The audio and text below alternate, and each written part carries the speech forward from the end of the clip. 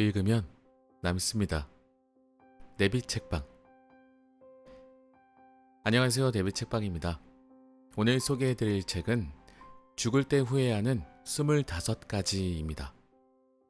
오츠 슈이치 지음, 황소연 옮김. 21세기 북스입니다. 1000명의 죽음을 지켜본 호스피스 전문의가 말하는 죽을 때 후회하는 25가지라는 부제가 있네요. 자, 호스피스 병동이면 이제 죽음을 앞둔 분들이 입원해 계시는 공간인데, 그곳은 어떤 분위기인지 감히 상상이 안 되네요.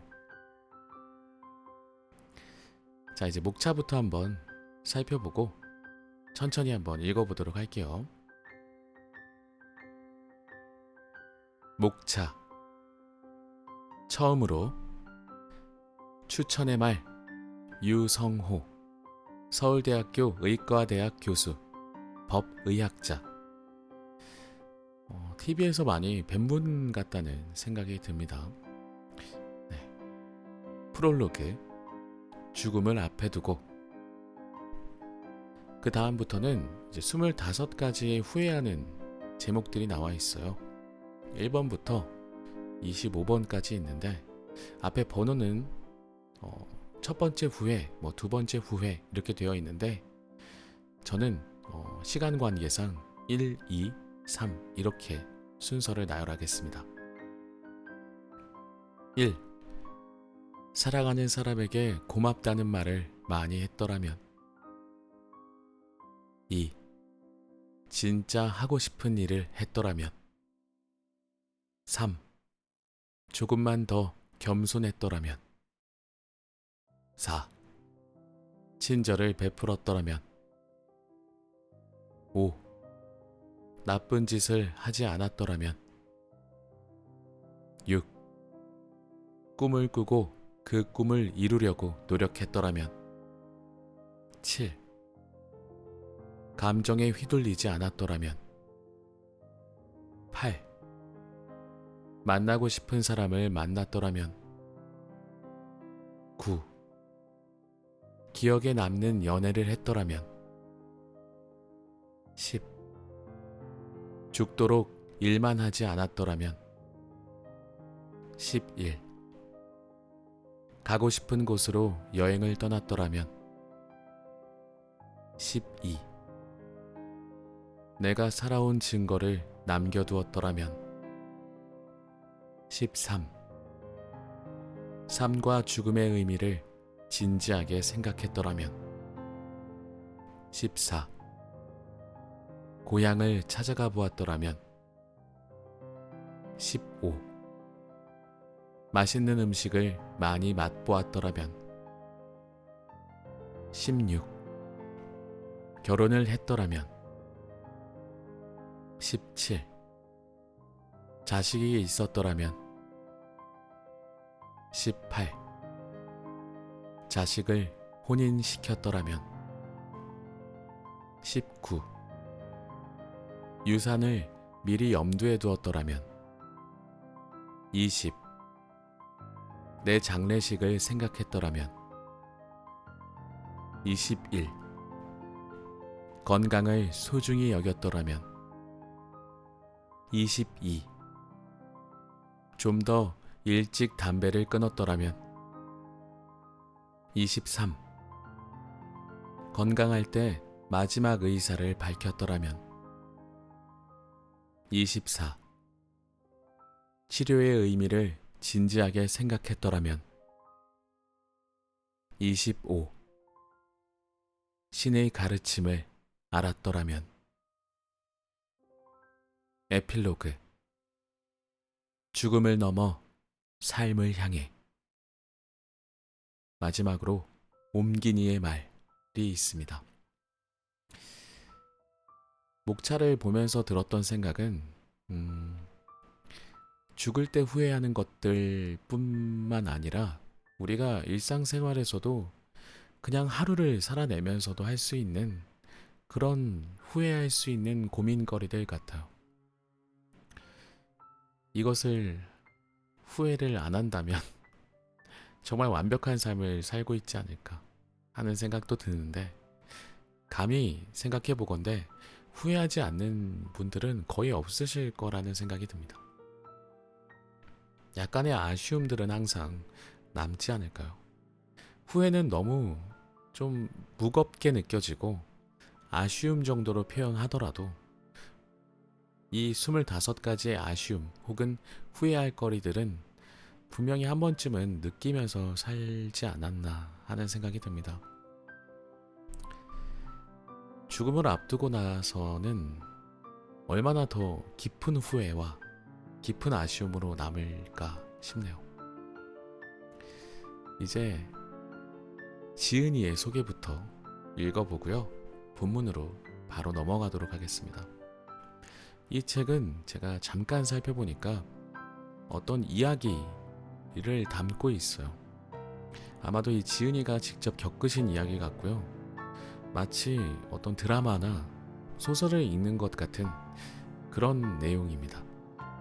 그래서 읽기 전부터 많은 부담이 되긴 하는데 최선을 다해서 읽어보도록 할게요.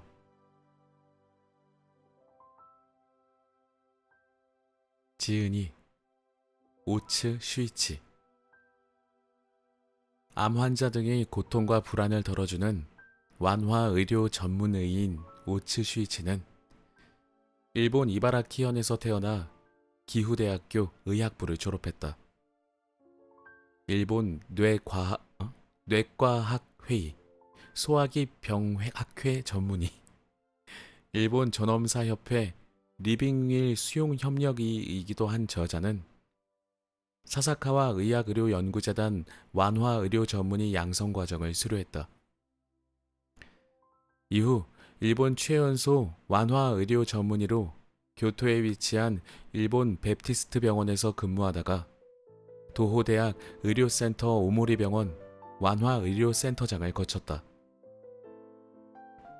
2018년에는 일본에서 최초로 초기 환자의 고통과 불안을 경감시키는 조기 완화 의료 전문 병원을 도쿄에 설립했고 현재까지 원장을 맡고 있다. 아울러 저술, 강연 활동을 통해 완화 의료와 생과 사의 문제 등 존엄한 죽음을 함께 생각하는 장을 마련하는 데 앞장서고 있다. 주요 저서로는 죽을 때 후회하는 25가지를 비롯해 죽음학, 마지막을 평온하게, 완화의료와 권유, 빈사의 의료, 환자는 병원과 어떻게 친해지고 어떻게 살아야 할까, 남은 시간은 6개월, 인생을 충실하게 마무리하는 방법, 감동을 남기고 떠난 12사람 등이 있다.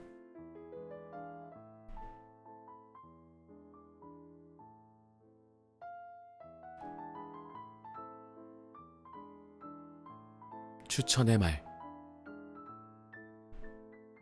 과학자에게 죽음이 무엇인지 물어본다면 우리 신체의 약 30조 개의 신체 세포가 생명 활동을 영원히 정지하는 상태라고 설명할 것이다. 그러나 이렇게 건조하게 정의하기에 죽음은 너무나도 크고 돌이킬 수 없는 일이다. 죽음은 누구에게나 공평하고 그때가 언제일지 정확히 알 수 없지만 반드시 맞닥뜨릴 수밖에 없는 실체가 있는 경험이다. 그럼에도 대부분의 사람들은 죽음이라는 단어 자체를 회피하고 나와는 관계없는 불길한 것으로 여긴다. 그래서 사람들은 언제 죽을지도 모르는데 죽음을 생각하고 준비해야 할 이유가 있을까 하고 생각한다. 이것은 앞서 이야기했듯 죽음이란 우리 모두에게 평등하게 찾아오지만 경험자의 이야기를 들을 수 없기에 정체를 알 수 없고 누구와 나눌 수도 없는 혼자 오롯이 경험할 수밖에 없는 사건이기 때문일 것이다. 그러나 불회피성과 평등성, 개별성이 죽음의 특성이라는 이유로 죽음에 대한 사유 또한 필요 없는 것일까? 삶이 탄생에서 죽음으로 완결이 되는 것이라고 본다면 죽음이 없어진 삶은 이상향이 아닌 생각할 수조차 없는 이상한 현상이 될 것이다. 죽음이 없다면 우리는 지루한 영원성에 갇혀 삶의 모든 행위에서 허무함과 공허만을 느낄 것이다. 사랑과 일, 자아실현조차 언제까지든 미룰 수 있는 불필요한 일이 될 것이다. 결국 죽음이라는 존재를 무의식에라도 알고 있기 때문에 오늘 우리가 지금의 삶을 살 수 있다고 봐도 크게 틀리지 않다. 이러한 죽음을 두고 아무 준비를 하지 않는 것은 결국 현재 삶을 살아갈 의미를 찾지 못한다는 뜻과 같다. 그래서 우리는 죽음을 반드시 곱씹어 봐야 한다. 이 책, 죽을 때 후회하는 25가지는 호스피스 전문의인 저자가 우리에게 죽음에 대한 깊은 사유를 조곤조곤 이야기하며 역설적으로 어떻게 살 것인지 조언한다. 본문 중에서 기억에 오래 머문 조언은 만나고 싶은 사람을 만나라 라는 말이었다. 일기일회라는 책에서 법정 스님이 말씀하신 사는 일의 고마움과 두 번 다시 오지 않을 삶을 떠올리게 했다. 오늘 우리 삶은 단 한 번이고 지금 이 시간도 생애 단 한 번의 순간이며 지금 이 만남 또한 어쩌면 생애 한 번의 기회이고 인연일 수 있다. 호라티우스의 라틴어시에 카르페 디엠이란 말이 있다. 이 말은 모든 일은 생애 단 한 번이니 지금 이 순간을 놓치지 말라는 뜻으로 일기일회와 의미가 닿아 있다. 이 책은 간절히 보고 싶은 사람이 있다면 그리고 만날 기회가 아직 있다면 마냥 시간이 흘러가게 놓아두지 말라 호소한다. 아마도 그 사람을 만나는 일이 어쩌면 일기일회인 이 삶에서 지금 이 순간을 잡도록 하는 카르페 디엠일지 모르기 때문이다.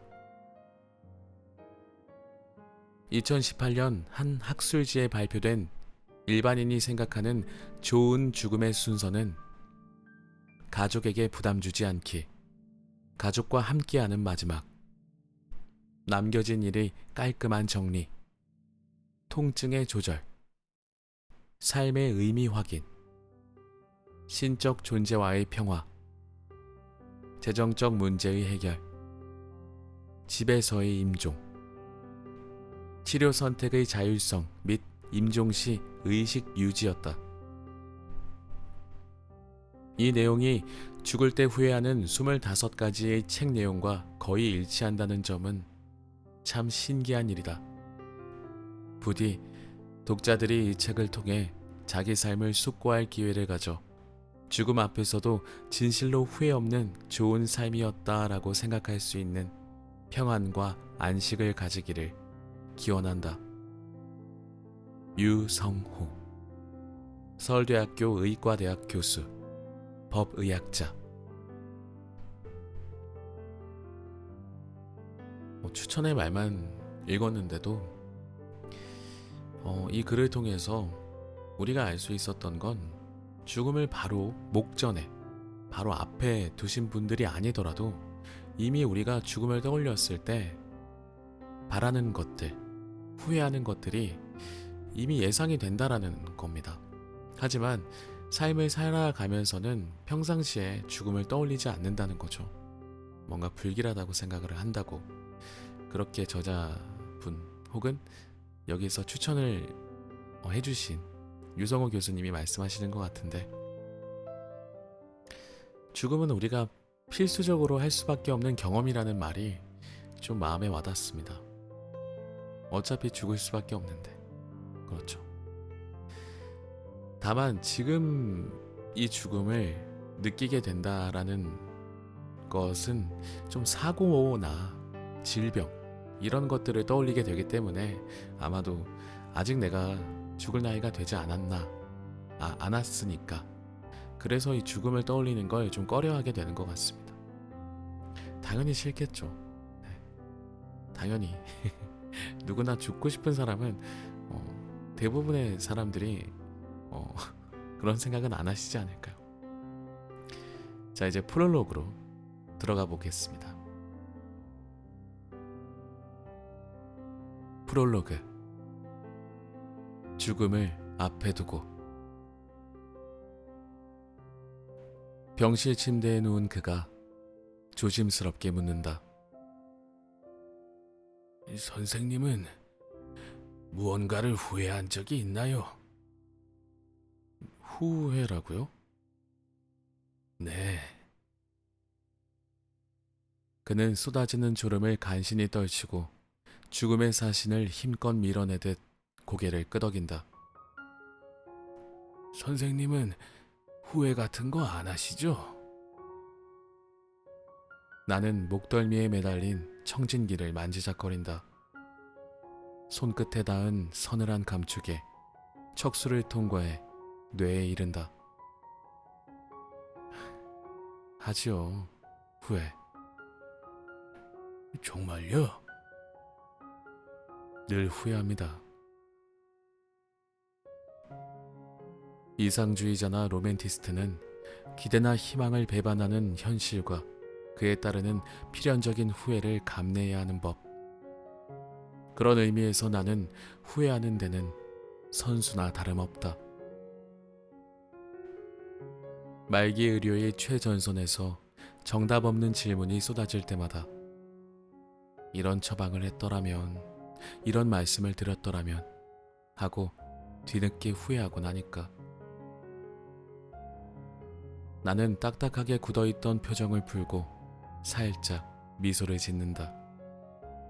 이 미소에는 자조가 아니라 나 역시 후회하고 또 뉘우치는 나약한 인간임을 시인하는 체념의 뜻이 담겨있다.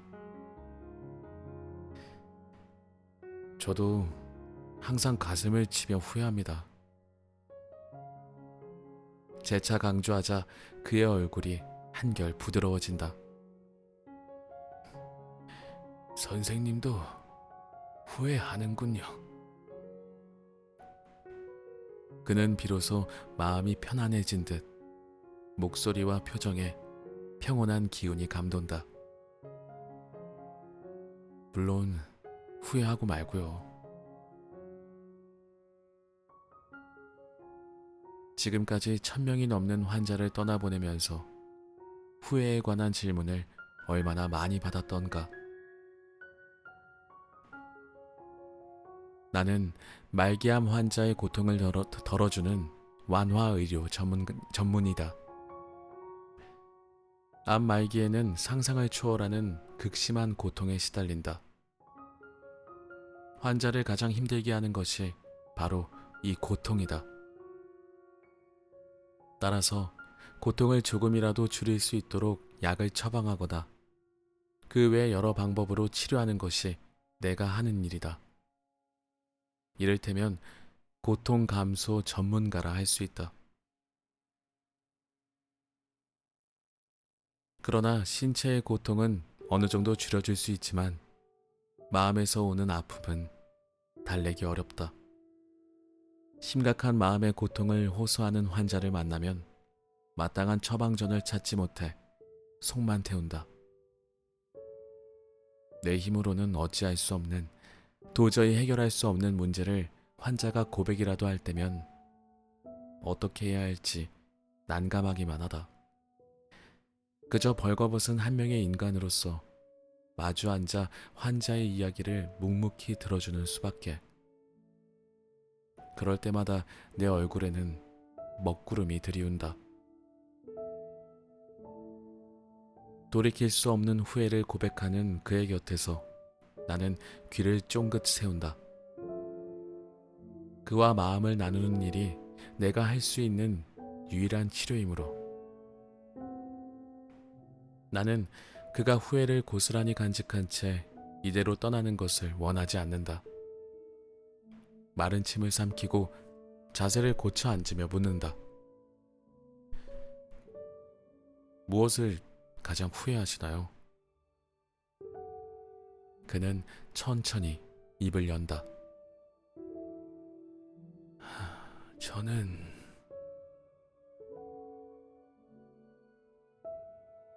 인간은 후회를 먹고 사는 생물이다. 환자들은 숨을 거두는 마지막 순간에 자신의 인생을 돌아보며 회한을 품는다. 누구나 후회한다. 그러나 후회의 정도에는 사람마다 큰 차이가 있다. 당연한 이야기지만 내일 죽을지도 모른다고 생각하며 살아온 사람은 후회가 적다. 죽음을 염두에 둔 사람은 삶이 유한하다는 사실을 알고 열심히 살아간다. 하루하루 최선을 다하며 순간순간 스쳐 지나가는 인연을 소중히 여기면서 실제로 눈을 감는 마지막 순간에 선생님, 지금 죽어도 여한이 없습니다. 라고 당당하게 말하는 환자도 아주 드물지만 분명히 있다. 어느 순간 나는 많은 사람의 마지막을 지켜보면서 누구나 느끼는 후회, 인생에서 풀지 못한 숙제에 공통 분모가 있다는 사실을 깨달았다. 지금부터 그 공통 분모를 여러 사람과 나누고자 한다. 첫 번째 후회. 사랑하는 사람에게 고맙다는 말을 많이 했더라면. 병원에 있으면 다양한 사랑의 모습을 보게 된다. 누구에게나 사랑이라는 단어는 소중한 사람을 떠오르게 하는 말일 것이다. 연인, 남편 혹은 부인, 아이들, 장성한 아들, 딸, 그리고 절친한 벗.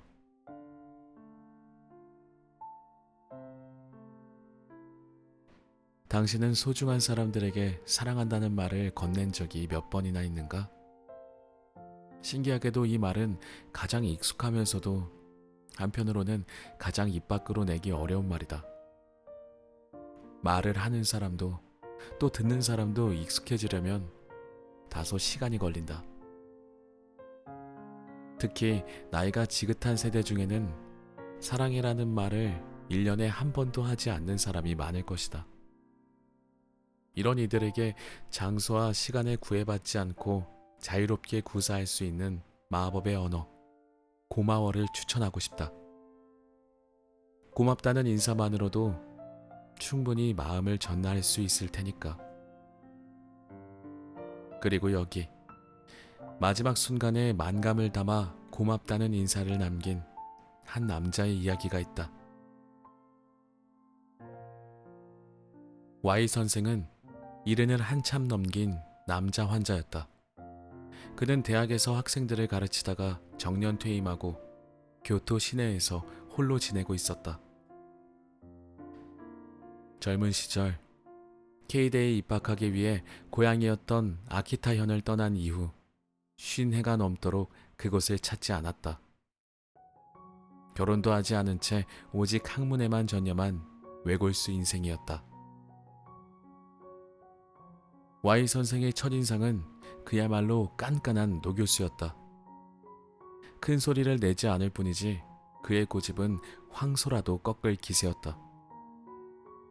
그런 그의 몸에서 대장암 덩어리를 발견했을 때 K대학 병원 담당 의사는 강력하게 수술을 권했다. 타당한 권유였다. 종양이 완벽히 제거되면 완치도 충분히 가능했다. 하지만 Y 선생은 의사의 제안을 막무가내로 거부했다. 말도 되지 않는 이유였다.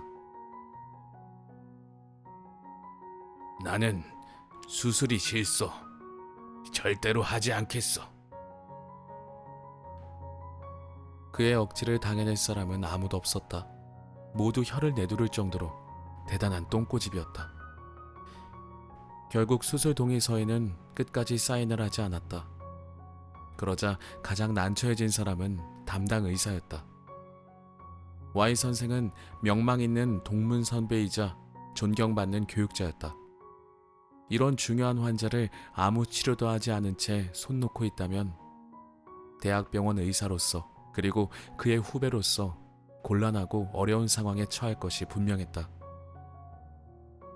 어쩌면 Y 선생의 동문 가운데 누군가에게 호되게 혼이 날지도 모를 일이었다. 이런저런 사정 때문에 대학병원에서도 Y 선생을 설득하기 위해 할 수 있는 방법은 모두 동원했다. 하지만 주위의 이런 눈물겨운 노력에도 불구하고 그는 끝까지 고개를 끄덕이지 않았다. 내가 안 하겠다는데 도대체 왜 그렇게 말들이 많아? 몇 번 말해야 알아듣겠어, 자네들은. 그의 고집에는 어떤 것도 통하지 않았다. 대학병원에서도 치료를 거부하는 환자를 오래 입원시킬 수는 없다. 담당 의사는 내가 근무하는 병원의 내과 부장과 연락해서 Y 선생을 우리 병원으로 옮기게 했다. 그 선택은 옳았다. 독신 생활을 이어나가기에 환자의 체력은 현저히 떨어져 있었다. 그는 간병인도 한사코 거부했다. 심장도 폭탄이나 마찬가지일 정도로 좋지 않아 발작 위험 때문에 집에서 혼자 생활한다는 것은 도저히 무리였다. 왕진 의사를 보낸다고 해도 그와 잘 지낼 가능성은 거의 제로에 가까웠다. 결국 병원에 장기 입원이 필요한 상황이었다. 다행히 우리 병원의 내과 부장과 Y 선생은 그럭저럭 궁합이 맞았다. 병세도 더는 악화되지 않았다. 권위에 다소 약했던 Y 선생은 간호사나 다른 의료진과는 자주 부딪혔지만 적어도 내과 부장이라는 직함을 가진 담당 의사와는 싸우지 않고 별탈 없이 지냈다. 그러나 사건은 선생이 입원한 지 6달이 지난 어느 날에 벌어졌다. 내과 부장이 Y 선생에게 나를 소개했다. Y 선생님, 이쪽은 오츠 선생입니다. 오츠 선생은 통증 완화 전문이니까 여러 가지 문제를 상담하시면 좋을 겁니다.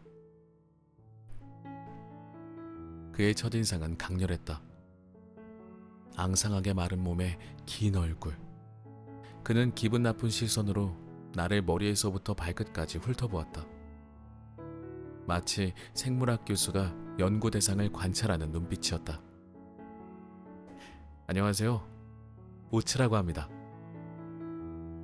내가 가볍게 고개를 숙이자 그가 말했다. 자네는, 아니, 선생은 굉장히 어려 보이는구만. 꼭 학생 같소. 그건 그렇고 나한테 무슨 통증이랄 게 있다고 이 상담을 하라는 건지 뭐. 나는 미소를 지으며 대답했다. 그럼 잘 부탁드리겠습니다. 지금 돌아보면 그때의 만남은 운명의 전주곡이 아니었나 싶다. 그로부터 며칠 후 나는 마른 하늘의 날벼락 같은 소식을 접했다. 내과 부장님이 개업을 하신다고요? 그렇다면 Y 선생의 새 주치의는 내 몫이 될 게 분명했다. 나는 곧장 내과 부장에게 달려갔다. 선생님, 혹시 Y 선생을 제가 맡아야 하는 건... 기어들어가는 목소리로 말끝을 흐리는 나에게 부장은 방긋 웃으며 대답했다. 괜찮아. 오츠 선생이라면 잘 지낼 수 있을 거야. 그는 명실공히 내과 부장이라 Y 선생과 충돌 없이 잘 지낼 수 있었다. 게다가 내과 부장은 정면 공격형 의사가 아니라 당근과 채찍을 능숙하게 부릴 줄 아는 측면 수비형 책사였다. 신경질적이면서도 대책 없는 나와 Y 선생은 사사건건 부딪힐 게 뻔했다. 나는 몹시 불안했다. 그러나 시간이 흘러 내과 부장은 병원을 그만두었고 나는 결국 Y 선생의 주치의가 되었다. 안녕하세요. 또 자넨가? 매일 아침 회진을 돌 때마다 이불을 어깨까지 뒤집어 쓰고 누워있는 Y 선생은 늘 못마땅한 표정으로 나를 대했다. 그래, 오늘은 또 뭔 일이야? 아니, 특별한 용건은 아니고 회진 중입니다. 알았네. 그는 말이 끝나기가 무섭게 싸늘한 바람을 일으키며 벽을 향해 돌아 누웠다. 이래서야 제대로 진찰을 할 수가 없었다. 오늘은 좀 어떠세요? 아무렇지도 않아. 도대체 내가 왜 병원에 있어야 하는지 모르겠구만. 그야 편찮으시니까 그렇죠. 그리고 어째서 내가 지금 이 병원에 누워 있는 거지? 다시 K대학 병원으로 가고 싶네. 거기가 일본 최고의 병원이라고. K대 병원에서 선생님을 꺼리는 걸 어쩌죠? 말도 안 돼. 거긴 내 모교 병원이야. 나는 K대 졸업생이라고. 동문을 거부할 리가 없지. 천하의 K대 아닌가? 나는 슬슬 부하가 치밀었다. 선생님 뜻은 잘 알겠습니다만 방법이 없지 않습니까? 그러니 여기서 잘 지내시죠. 크고 작은 언쟁이 매일 이어졌다. 아침마다 병실을 찾는 일마저 힘겨웠다. 게다가 간호사의 원성도 하늘을 찔렀다. 선생님, 저 환자는 도대체 언제까지 병원에 있어요? 너무 힘들어요. 받아주는 병원도 없는데 무작정 퇴원시킬 수는 없잖아요. 그렇다고 왕진 의사가 그 환자를 돌봐주겠어요? 말기암 환자를 받아주는 병원은 많지 않다. 게다가 환자의 성격이 보통이 아니다. 어디를 가더라도 며칠 고래고래 소리만 지르다가 쫓겨날 게 뻔했다. 순간 머릿속에 뜻밖의 생각이 들었다. 정말로 집에 가고 싶으면 이 고집불통 노 교수는 분명 기어서라도 퇴원했을 것이다. 그런데도 교수는 병원을 떠나지 않고 있다. 오랜 세월 홀로 외롭게 지내다 보니 표현이 서툴러서 그렇지 많은 사람이 북적대는 병원 생활을 내심 좋아하고 있는 게 아닐까? 의사 선생 왔네. 매일 씨름하는 동안 Y 선생은 조금씩 나를 의사로 인정해 주었다. 하지만 마치 이를 잡듯 사람을 관찰하는 눈초리는 여전했다. 선생, 속이지 마. 속인다고요? 아프지도 않은 나를 여기 병원에 가둬놓고 있잖아. 선생님 체력이 조금씩 떨어지고 있어요. 그를 처음 만났을 때와 비교하면 그의 몸은 눈에 띄게 앙상해져 있었다. 그렇지 않아. 그런데 왜 선생님은 치료를 거부하세요? 넌 아프지 않으니까. 반복되는 입씨름을 그만두고 싶은 마음에 나는 화제를 돌렸다. 그런데 선생님은 아키타가 고향이신가 봐요. 뭐? 자네, 내 뒷조사를 했구만. 아니요, 여기 진료카드에 적혀 있어서요. 맞아. 하지만 한 번도 가지 않았어. K대 졸업하고 줄곧 교토에만 있었으니까. 여기서 몇십 년 동안 살았어. 내 집은 온통 책천지야. 돈도 전부 집에 보관하고 있으니까 우리 집은 보물 금고나 다름없지. 오, 굉장하네요. 나는 문득 Y 선생에게 형제가 있다는 사실이 떠올랐다. 그럼 가족분들은 어떻게 지내세요? 그는 고개를 획 돌리며 애써 내 시선을 피했다. 몰라. 보고 싶지 않으세요? 몰라. 나 잘 거야. 그는 입을 굳게 다물었다. 그의 몸에 있는 암세포가 서서히 세력을 넓혀갔다. 그의 체력은 가파르게 떨어졌고 걸음걸이도 불편해졌다. 배는 복수가 차올라 불룩 튀어나왔다. 그래도 Y 선생은 치료를 완강하게 거부했다. 여러 의사가 다양한 치료 방법을 제안했지만 이를 모두 뿌리쳤다. 난 환자가 아니야. 그런데 이 배는 뭐야? 선생, 도대체 뭔 짓을 하고 있는 거야? 그는 의심스러운 눈초리로 나를 응시했다. 대장에 문제가 있어요. 아니, 난 병에 걸리지 않았다니까. 난 환자가 아니야. 그렇게 2주일가량 시간이 흘렀다. Y 선생은 음식조차 제대로 삼키지 못했고 폐렴까지 겹쳐 몹시 위독한 상태였다. 상태는 나빴지만 다행히 환자가 느끼는 통증은 심하지 않은 모양인지 카랑카랑한 목소리로 퍼붓는 독설은 여전했다. 그 즈음 가장 난처했던 문제가 바로 가족이었다. 가족한테 연락하지 마. 연락하면 절대 안 돼. 그는 늘 이렇게 외쳤다. 분명 아키타에 있는 형은 그가 아프다는 사실을 전혀 모르고 있을 것이다. 그래도 하나뿐인 혈연이라 병원 의료진과 상의한 끝에 나는 아키타에 있는 그의 형에게 연락을 취했다. 형이라고 하면 못해도 나이가 80은 좋게 넘었으리라. 환자가 사망했을 때 유골과 유품을 인도해야 하는 절차를 부탁하고자 별 기대 없이 전화 버튼을 눌렀다. 여보세요. 안녕하세요. 여기는 교토에 있는 병원입니다. 나는 Y 선생의 형에게 지금까지의 자초지종을 모두 전했다. 네, 알겠습니다. 당장 찾아뵙겠습니다. 이 말을 끝 마지막으로 전화가 끊겼다. 당장 온다고는 했지만 아키타는 꽤 멀었다. 바로 출발하기도 어려울 터였다. 더욱이 전화상으로 형은 다리가 불편하다고 말했다. 누군가 대리인을 보낸다는 뜻이겠거니 하고 생각했다. 그런데 다음날 아침 간호사가 나를 다급히 찾아와 숨을 몰아쉬며 말했다. 선생님, Y 교수님 형님 되시는 분과 부인께서 오셨습니다.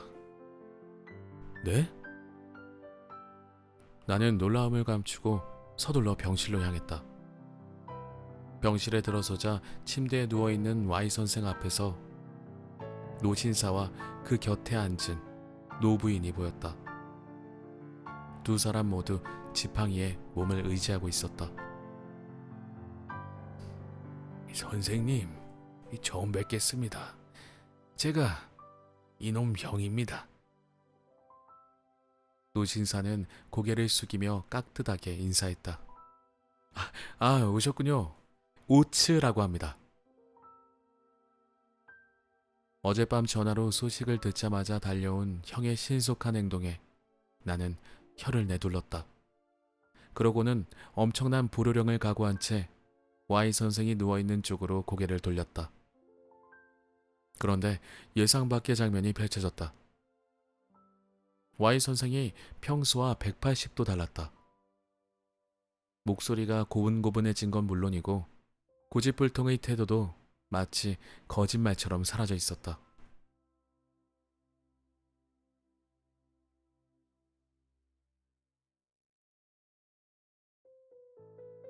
어이, 내가 지금 선생님 말씀 듣고 올 테니까 가만히 누워 있어. 알았지? 지금까지 한 번도 본 적 없는 얌전한 태도로 Y 선생은 고개를 끄덕였다. 나와 함께 병원 복도로 나온 노부부는 지팡이에 의지해서 아주 천천히 걸었다. 아니, 이 걸음으로 아키타에서? 감동할 정도로 놀라운 일이었다. 오랫동안 연락이 두절된 가족들에게 환자의 위급한 상태를 알리면 대체로 이런 대답이 돌아온다. 그 사람, 저희는 몰라요. 인연 끊은 지 오래됐습니다. 6월만 보내주세요. 화장은 그쪽에서 알아서 하시고요. 이렇게 냉담한 반응을 보이는 것도 어쩔 수 없으리라. 지금까지 연락 한 번 없다가 새삼 이제 와서. 그런데 Y 선생의 가족은 거동이 불편한 몸을 이끌고 아키타에서 교토까지 한 걸음에 달려왔다. 통화를 끝내기 무섭게 바로 집을 나선 것이다. 정말 대단한 일이 아닐 수 없다. 노부부는 천천히 진료실로 들어서더니 고개를 숙이며 정중히 인사했다. 이 동생 놈이 민폐를 끼쳐서 정말 죄송합니다. 나는 형님의 깍듯한 태도에 당황했다. 아닙니다. 아닙니다. 저 녀석은 어릴 적부터 뭐든지 제멋대로였죠. 아마 선생님께서 꽤 힘드셨을 겁니다. 제 얼굴을 봐서라도 부디 용서해 주십시오.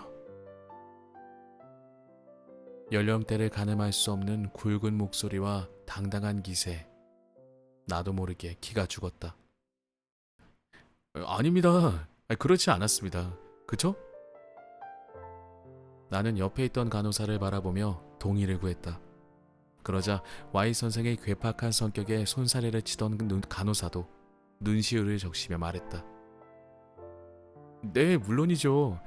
전혀 민폐 끼치지 않았어요. 너무나 겸손한 형의 모습에 우리는 환자의 독특한 성격을 설명할 기회를 놓치고 말았다. 아니, 우리가 설명하지 않아도 형은 동생의 그러한 성격을 잘 알고 있었다. 어서 여기 앉으세요. 나는 전화로 대충 이야기한 내용을 소상히 설명하고 그간의 경과를 말했다. 노부부는 진지한 표정으로 내 이야기에 귀를 기울였다. 선생님, 이야기가 거의 마무리될 무렵 형은 다짐한 듯 입을 열었다. 부디 이 동생을 살려주십시오. 부탁드립니다. 물론입니다. 저희도 할 수 있는 방법은 모두 해보고 있습니다. 하지만 동생분이 치료를 완강하게 거부하고 있어요. 저희가 말씀드리는 치료를 받으면 좀 더 편해질 텐데요. 형님께서 말씀해 주시면 어쩌면 생각이 바뀔 수 있을지도 모르겠네요. 네, 잘 알겠습니다. 제가 동생에게 단단히 일러줄 테니까 부디 제 동생을 잘 부탁드립니다. 몇십 년 만에 재회였다. 그동안 Y 선생은 가족들과 소식을 끊고 지냈다. 오랫동안 얼굴도 보지 못한 동생을 이토록 챙기는 형의 모습을 보면서 그들 사이에 아직 남아있는 형제의 끈끈한 사랑을 확인할 수 있었다. 형은 진찰실 문을 나서자마자 동생의 병실로 향했다. 병실에 들어서자마자 고함을 질렀다. 이놈아! 그 목소리에 놀란 Y 선생이 자리에서 벌떡 일어났다. 왜 그래? 왜라니? 의사 선생님 말씀을 듣지 않았다고? 들었어. 거짓말하지 마. 선생님께 다 들었어. 이제 선생님 말씀 잘 들을 거지? 알았어. 여든이 넘은 형에게 꾸지람을 듣는 이른이 넘은 Y 선생의 모습은 마치 소년 같았다. 나도 모르게 피식 웃음이 났다. 환자의 병세는 상당히 심각한 상태였다. 낮에도 누워있는 시간이 많았고 호흡도 가빠서 마음의 각오를 단단히 해야 했다. 그런데 형이 오면서부터 신기하게도 병세가 호전되기 시작했다. 가족과의 재회를 고비로 병상은 잠시 소강 상태에 머물렀다. 형 부부는 병실에서 동생을 지키면서 며칠 교토에 머물렀다. 선생님 말씀 잘 들어야 한다. 또 멋대로 굴면서 의사 선생님과 간호사 선생님을 괴롭혔다간 아주 혼날 줄 알아. 알았어. 아니, 알겠습니다. 형은 나이를 믿기 힘들 만큼 힘이 넘치는 목소리로 동생에게 다짐을 받고 나서 내게 말했다. 선생님, 잘 부탁드립니다. 이 녀석이 또 말썽을 피우거나 무슨 일이 생기면 곧장 날아오겠습니다. 그러니 문제가 생기면 저에게 바로 연락을 주십시오. 그렇게 형은 아키타로 떠났다. 안도의 한숨을 내쉬는 Y 선생을 뒤로하고 예상했던 대로 형과의 약속은 며칠을 넘기지 못했다. 뭐? 내가 언제? 나는 그렇게 말한 적 없어. 변함없이 그는 내가 권하는 치료를 거부했다. 그래도 환자와의 거리는 조금 가까워진 듯 했다. 네, 오늘의 책은 여기까지 읽어보도록 할게요. 죽을 때 후회하는 25가지라는 책입니다. 우리는 살면서 당연히 후회를 하면서 살아갈 텐데요. 죽을 때, 죽음을 앞두고 하는 후회들은 또 어떤 것들이 있는지 목차를 살펴봤을 땐 죽음을 앞둔 상태던지 그냥 하루를 살아가고 있는 상태던지 사람이 후회하는 것들은 다들 비슷한 것 같습니다. 그러니까 지금 후회하는 게 있다면 그 후회를 돌이킬 수 있는 혹은 만회할 수 있는 행동을 시간이 얼마 남지 않은 죽음을 앞둔 상태에서 할 것이 아니라 지금 당장 하면 어떨까, 이런 생각들이 많이 나게 하는 그런 책이네요. 이야기 형식으로 써있기 때문에 굉장히 또 내용이 읽기가 편하고요. 그리고 현장감이 생생하게 잘 전달되는 것 같습니다. 제 연기는 다소 부족했을지 몰라도 이 책은 그렇지 않으니까 마음 편안하게, 그리고 편안하지만 좀 따뜻하게 읽을 수 있는 그런 책을 소개해드릴 수 있게 된 것 같아서 굉장히 기분이 좋네요. 네, 오늘의 책 죽을 때 후회하는 25가지였고요. 저는 다음 시간에 또 다른 책으로 찾아뵙도록 하겠습니다. 들어주신 여러분들 모두 감사드립니다. 네, 다음 시간에 뵙겠습니다. 안녕히 계세요.